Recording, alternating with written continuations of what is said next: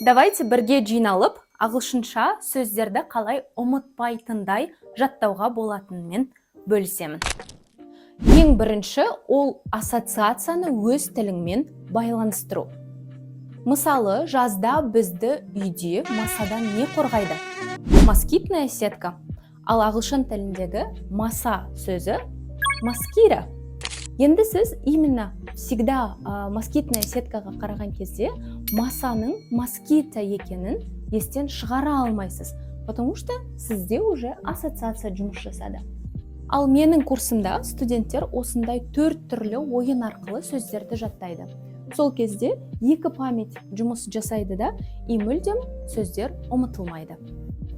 Егер сізде дәл осылай ағылшын тілін оңай, қызық үйренгіңіз келсе, мен өзімнің жаңа потогыма 8 қараша күні алдын ала тіркелу ашамын, үлкен бонустармен және жеңілдіктермен. Ал мына видеоны ағылшынша сөздерді жаттап, қиналып жүрген досыңызға немесе танысыңызға жіберіңіз. Қалай жаттау керек екенін біліп жүрсін. Және осы видеоның сіз үшін максимально пайдалы болғанын білу үшін бүгін біз қандай сөз жаттадық? Комментарийге жазып кетіңіз.